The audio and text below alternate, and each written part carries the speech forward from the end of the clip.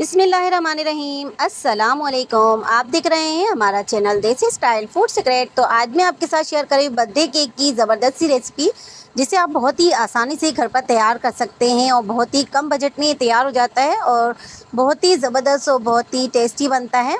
तो रेसिपी को step by step पूरा फॉलो कीजिएगा। रेसिपी पसंद आए तो इसे लाइक और अपने फैमिली और फ्रेंड्स में शेयर भी कर दीजिएगा। तो चैनल पे अगर नए हैं तो प्लीज़ पहले चैनल को सब्सक्राइब कर लें और बेल आइकन का जो बटन है इसको दबाने से हमारी नई नई वीडियो सबसे पहले फ्री में देखने को मिलेगी। तो चलिए आइए अब रेसिपी को बनाना स्टार्ट कर लेते हैं। बिस्मिल्लाहिर्रहमानिर्रहीम। तो इसको बनाने के लिए हम सबसे पहले स्पंज तैयार करेंगे। तो इसके लिए मैंने 1 कप मैदा लिया है, जो चाय वाला कप होता है उसी कप से मैंने मेजरमेंट किया है। तो 1 कप फुल भर के मैंने इस तरह से मैदा ले लिया है और मैदे को इस तरह से हम स्ट्रेनर में छान लेंगे ताकि ये लाइट और फ्लफी सा हो जाए। तो देखिए इसको मैंने इस तरह से छान लिया है और एक छोटी चाय वाली जो चम्मच होती है उससे फुल भर के मैंने इस तरह बेकिंग पाउडर ले लिया है और इसको भी इसी के साथ मैं इसमें छान लूँगी। और 1 चुटकी मैंने इसमें नमक ले लिया है। तो देखिए सारी चीज़ें मैंने इस तरह से स्ट्रेनर में छान ली है। अब इसको इस तरह से हम अच्छे से मिक्स कर लेंगे ताकि हमारी सारी चीज़ें इसमें अच्छे से मिक्स हो जाएं। और अब एक बाउल में हम लेंगे 3 अंडे। तो अंडे रूम टेम्परेचर पर होने चाहिए। अगर फ्रीज़र में रखे हुए हों तो इनको आधे घंटे पहले तकरीबन इनको निकाल कर बाहर रख लें ताकि ये रूम टेम्परेचर पर आ जाएँ। तो मैंने 3 अंडे लिए हैं। तो अब इसमें चंद कतरे इस तरह से लेमन एसेंस के डालेंगे। आप वनीला एसेंस भी डाल सकते हैं, लेकिन लेमन एसेंस का इसमें बहुत अच्छा टेस्ट आता है। और अब इसको हम इस तरह से इलेक्ट्रिक बीटर से इस तरह से बीट करेंगे। आप चाहें तो इसे हैंड बीटर से या फिर ग्राइंडर में डालकर भी ग्राइंड कर सकते हैं। तो इस तरह से लाइट और फ्लफी हो गया है। तो अब इसमें मैं इस तरह से चीनी डालूंगी। तो थोड़ी थोड़ी करके मैं इसमें चीनी डालूंगी। तो जिस कप से मैंने मैदा लिया था उसी कप से मैंने 1 कप इसमें चीनी ले ली है। तो चीनी को मैंने इस तरह से पीस लिया था। तो अगर आपके पास पाउडर शुगर हो तो आप वो भी यूज़ कर सकते हैं। तो मैंने इसमें नॉर्मली रेगुलर चीनी को ग्राइंडर में डालकर ग्राइंड कर लिया था और वो 1 कप भर के मैंने ली है। अब इसको मैं इसी के साथ मैं इसमें बीट कर लूँगी। तो तकरीबन 5 मिनट तक मैंने इसको अच्छे से इसमें बीट कर ली है। और ये देखें अब इसमें मैं डाल दूँगी फूड कलर। तो येलो फूड कलर डाल दूँगी, इससे कलर बहुत ही ज़बरदस्त आता है। इसको डालकर भी मैं इसमें अच्छे से बीट कर लूँगी ताकि फूड कलर भी हमारा इसमें अच्छे से मिक्स हो जाए। और अब इसमें मैं डालूंगी ऑयल। तो मैंने 5 खाने वाली जो चम्मच होती है हमारे घर में रेगुलर यूज़ होती है, उसी चम्मच से मैंने इस तरह से 5 चम्मच भर के इस तरह कुकिंग ऑयल ले लिया है। तो कोई स्ट्रॉन्ग फ्लेवर वाला हम ऑयल इसमें यूज़ नहीं करेंगे, जैसे सरसों का तेल या तिल का तेल वगैरह। तो इसमें कोई भी इस तरह के फ्लेवर वाला तेल यूज़ नहीं करेंगे। तो ये देखिए अब इसको डालकर भी मैं इसको तकरीबन 2 से 3 मिनट तक ही बीट करूँगी ताकि इसमें अच्छा सा मिक्स हो जाए। तो अब ये जो मैदा मैंने इस तरह से छान के रखा हुआ था इसमें मैंने बेकिंग पाउडर भी डाला हुआ है। तो अब इसको मैं थोड़ा थोड़ा करके इसमें डालूंगी और इस तरह से मिक्स करती जाऊंगी ताकि इसके अंदर लम्स न बने। और एक ही डायरेक्शन में इस तरह से मैं घुमाती रहूँगी। तो थोड़ा सा मैंने इसमें बीटर चला लिया है ताकि सारा हमारा अच्छे से इसमें मिक्स हो जाए। तो साइडों से भी इस तरह से मैं इसको निकाल के अच्छे से इसमें मिक्स करूँगी। तो ये देखिए हमारा लम्स फ्री इस तरह बैटर तैयार हो चुका है। अब मैंने इस तरह से 6 इंच का टिन ले लिया है। तो इसमें ये सारा बैटर डाल देंगे और इसको मैंने पहले से ऑयल से ग्रीस किया हुआ है। इसके अंदर मैंने बटर पेपर बिछाया है, उसके ऊपर मैंने ऑयल लगाया है। उसके बाद मैंने ये बैटर इसमें शामिल किया है। तो रेसिपी को स्टेप बाय स्टेप पूरा फॉलो किया करें ताकि रेसिपी आपको परफेक्ट समझ में आ सके और आप भी परफेक्ट रेसिपी बना के तैयार कर सकें। तो इस तरह से थोड़ा सा हम इसको काउंटर पर टैप करेंगे ताकि ये इसके अंदर जो एयर बबल्स हैं वो सारे निकल जाएँ। तो अब पतीले को मैंने तकरीबन 15 मिनट पहले लो फ्लेम पर रख दिया था ताकि प्री हीट हो जाए। तो प्री हीट करने का मकसद ये नहीं कि आप प्री हीट पतीले में चूल्हे बंद में ही बेक कर लें। चूल्हा हमें जलाना है लाइट बिल्कुल हल्की आंच पर। तो हल्की आंच पर इसको हमें बेक करना है तकरीबन 30 से 35 मिनट के लिए या फिर 40 मिनट के लिए। ये आपके चूल्हे की हीट पे डिपेंड करता है कि आपके चूल्हे की हीट किस तरह की है। तो तकरीबन 30 मिनट के बाद मैंने इसको चेक किया है। तो हमारा केक देखते हैं हम किस तरह से बेक हुआ है। तो अब इसको हम इस तरह से किसी भी स्टिक से या फिर आप किसी छुरी की मदद से चेक कर सकते हैं। तो देखिए इस पे इस तरह से राइज होने के बाद हमारे ऊपर ढकने पे चिपक गया था, क्योंकि ये फूल कर ऊपर आ चुका था तो हमारे ढक्कन पर इस तरह से चिपक गया है।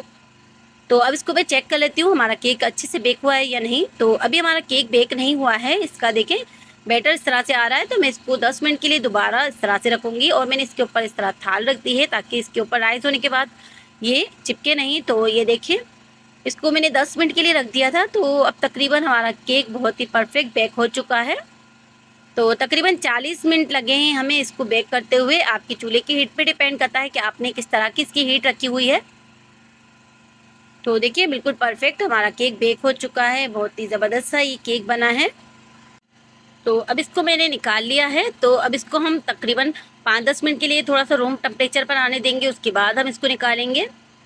तो ये देखिए थोड़ा सा हमारा केक ठंडा हो चुका है, तो अब मैंने इसको निकाल लिया है। तो देखिए कितना आसानी से हमारा केक इसमें से निकल चुका है और कितना ज़बरदस्त ये बेक हुआ है। इसका कलर भी देखिए कितना ज़बरदस्त आया है और बहुत ही परफेक्ट हमारा केक बेक हुआ है और इसकी हाइट भी बहुत अच्छी आई है। तो अब मैं इस तरह से एक बाउल लूँगी और उसके अंदर मैं 1 से 1.5 कप व्हिप क्रीम डालूंगी। तो व्हिप क्रीम हमारे बिल्कुल चिल्ड होनी चाहिए, ठंडी होनी चाहिए और इसके अंदर आइस क्रिस्टल नहीं होने चाहिए। तो जिस बॉल में हम इसको व्हिप करेंगे वो बॉल भी हमारा ठंडा होना चाहिए और बीटर को भी मैंने तकरीबन आधे घंटे के लिए फ्रीज़र में ठंडा होने के लिए रख दिया था, ताकि सारी चीज़ें हमारी ठंडी होंगी तो हमारी क्रीम जो है वो बहुत जल्दी बीट हो जाती है। तो तकरीबन सिर्फ 5 मिनट मैंने इसको बीट किया है। तो देखिए कितनी ज़बरदस्त हमारी ये क्रीम बीट हो चुकी है। तो देखिए साइडों से भी इस तरह से मैं स्पैचुला से निकालूंगी, ताकि जो साइडों में हमारी क्रीम उड़ चुकी है वो भी हमारी इसमें अच्छे से मिक्स होके बीट हो जाए। तो एक बार हम दोबारा से इसको चला लेंगे। तो तकरीबन सिर्फ 1 से 2 मिनट के लिए मैंने बीटर को इस तरह से दोबारा से चलाया है। ये देखिए हमारी क्रीम बिल्कुल परफेक्ट बीट हो चुकी है। ये देखिए ये हमारी क्रीम बिल्कुल इस तरह से बीट हो चुकी है कि बिल्कुल नीचे बिल्कुल भी नहीं गिर रही है, एक ही जगह सेट हो चुकी है। तो बस इसी तरह की हमारी बीट होनी चाहिए। तो अगर आपके पास टर्न टेबल हो तो ठीक है, वरना अगर आपके पास ना हो तो इस तरह से बॉल रखिए और इंडियन जो थाल होती है वो इस तरह से रखेंगे। इस तरह से हमारी टर्न टेबल तैयार हो चुकी है। तो इस तरह से आप घर में ही बना सकते हैं बहुत ईजी तरीके से। और इस तरह से मैं ऊपर वाले साइड को इस तरह से कट कर दूंगी, ताकि हमारे केक की हम अच्छे से फिनिशिंग कर सकें। तो इस तरह से हम इस तरह से ऊपर वाले पार्ट को निकाल देंगे। तो देखिए इस तरह से मैंने ऊपर वाले पार्ट को निकाल दिया है। तो इसकी हमने कटिंग कर ली है, तो ऊपर से बिल्कुल क्लियर हो चुका है। तो अब केक के हमें 3 लेयर्स बनाने हैं। तो इसके लिए हम इस तरह से साइडों पे छुरी से सिर्फ हम इस तरह से निशान लगाएंगे, बिल्कुल सेंटर में रख के। तो इक्वल इस तरह से हम इसके निशान लगाएंगे। देखिए दूसरी साइड पे भी जो हमें लेयर्स निकालनी है उसको भी हम इस तरह से सिर्फ साइडों पे निशान लगा लेंगे।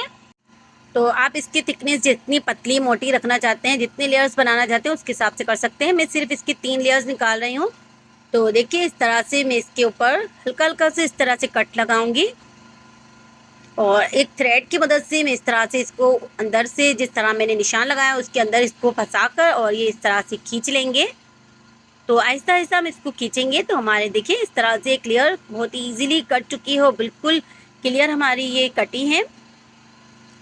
तो दूसरी भी हम इसी तरह निकालेंगे। तो हमने जो हल्के से कट लगाए थे और निशान लगाए थे उसके अंदर हम थ्रेड को फंसाएंगे और इस तरह से हल्का हल्का इसको हम खींचेंगे। तो ये हमारा बहुत ही ज़बरदस्त सा थ्रेड से कट हो चुका है। तो 3 लेयर्स हमारी इस तरह से रेडी हो चुकी हैं। तो अब इसको हम इस तरह से क्रीम लगा लेंगे। तो नीचे थोड़ी सी क्रीम लगाएंगे ताकि हमारा केक जो है हम आइसिंग करें तो ये इधर उधर नहीं जाए। तो इसके ऊपर मैं थोड़ी सी क्रीम लगाऊंगी। तो पहले मैंने क्रीम लगा दी थी, मुझे ये क्रीम नहीं लगानी थी। इसके ऊपर मैं डालूंगी दूध, तो जिससे हमारा केक बहुत ही मॉइस्ट होगा और बहुत ही सॉफ्ट बनेगा। अब इसकी जगह चीनी का पानी भी डाल सकते हैं। तो केक को मैंने दूध से अच्छे से मॉइस्ट कर लिया है। अब इसके ऊपर मैं इस तरह से क्रीम को अप्लाई करूँगी। तो एक पतली सी थे मैंने इसके ऊपर इस तरह से लगा दी है। आप थोड़ा सा ज़्यादा लगाना चाहें तो ज़्यादा भी लगा सकते हैं। और दूसरी लेयर को भी मैं इसके ऊपर रखूँगी और इसके ऊपर भी मैं इस तरह से दूध डालूँगी। इससे हमारा केक बहुत ही मॉइस्ट बनेगा। तो अब इसके ऊपर इस तरह से मैं क्रीम लगा दूँगी। तो इसकी मैंने इस तरह से क्रीम की एक तह लगा दी है। तो अब ये जो मैंने सबसे नीचे वाला केक का लेयर्स था इसको हम सबसे टॉप पे लगाएंगे, क्योंकि इसके जो फिनिशिंग है इससे हमारी आइसिंग में बहुत अच्छी फिनिशिंग आएगी। तो ये देखिए इसको ऊपर मैंने इस तरह से लगा दिया। अब इसके ऊपर भी मैं इस तरह से दूध से मॉइस्ट कर लूँगी और ये देखें इसको इसके ऊपर मैं इस तरह से क्रीम लगा दूँगी। तो क्रीम इस तरह से हम इसके ऊपर लगा देंगे। तो केक हमारा जब हम इसकी आइसिंग करेंगे तो बिल्कुल हमारा ठंडा होना चाहिए। तो केक को पहले हम अच्छे से ठंडा कर लेंगे, उसके बाद इसकी आइसिंग करेंगे। तो ये देखिए हमने इसके ऊपर क्रीम अप्लाई कर ली है और इसकी साइडों पे भी हम इस तरह से घुमाते जाएंगे और इस तरह से हम इसके ऊपर क्रीम को अप्लाई करेंगे। तो बहुत ज़्यादा एक्सपर्ट नहीं हूँ मैं इसकी केक की डेकोरेशन में, पर फिर भी मैंने कोशिश की है थोड़ा सा इसको डेकोरेट करने की। तो देखिए घर में मौजूद चीज़ों से मैंने इस तरह से आइसिंग इसकी कर ली है। तो ये मैंने स्केल ले लिया था, उससे मैंने इसकी आइसिंग की है। और ये देखें और इसके ऊपर मैंने इस तरह से पिंक कलर की क्रीम से इसके ऊपर इस तरह से फ्लावर्स बना दिए हैं। तो देखिए इस तरह से मैं इसके ऊपर फ्लावर्स बना रही हूँ। तो बस जैसी मुझे समझ में आई मैंने उस तरह से इसकी डेकोरेशन कर दी। आपको जैसी अच्छी लगे आप इसके ऊपर डेकोरेट कर सकते हैं। तो बस घर में ही आपको बनाना है तो आप किसी भी तरह की अपने हिसाब से इसके ऊपर डेकोरेशन कर सकते हैं। मैंने इस तरह से नीचे क्रीम लगाकर इसको ब्रश से फैला लिया था। जो हमारे पास ऑयल लगाने वाला ब्रश होता है उससे मैंने फैला लिया था। तो इस तरह से हमारी लाइनिंग्स आ चुकी हैं और डबल शेड में हमारा नीचे से हो चुका है। अब ये साइडें हम इस तरह से साफ कर लेंगे ताकि हमारा अच्छे से क्लियर हो जाए। तो देखिए हमारा केक बिल्कुल रेडी हो चुका है। तो मैंने तकरीबन आधे घंटे के लिए इसको फ्रीज़र में रख दिया था और हमारी लाइट नहीं थी तो इसकी वजह से हमारी क्रीम हल्की सी मेल्ट हो चुकी है। तो देखिए अगर आप इसको 1 से 2 घंटे के लिए फ्रिज में रख देते हैं तो बहुत अच्छे से सेट हो जाता है। तो फिर भी बहुत ही ज़बरदस्त और बहुत ही मॉइस्ट हमारा केक बन के तैयार हुआ है। तो बच्चे बड़े खुश होते हैं जब आप घर पर ही इसको डेकोरेट करते हैं और घर पर ही आप तैयार करते हैं। तो बच्चों को बड़ा अच्छा लगता है। तो इसलिए आप भी इसे घर पर ट्राई कर सकते हैं। रेसिपी पसंद आई हो तो इसे लाइक कीजिएगा और अपने फैमिली और फ्रेंड्स के साथ शेयर कीजिएगा। तो मिलते हैं एक और नई रेसिपी के साथ। तो जब तक अपना ख्याल रखिएगा, हमें अपनी दुआओं में याद रखिएगा। तो जाने से पहले चैनल को ज़रूर सब्सक्राइब कर लीजिएगा। तो अब हमें इजाज़त दीजिए। अल्लाह हाफिज़।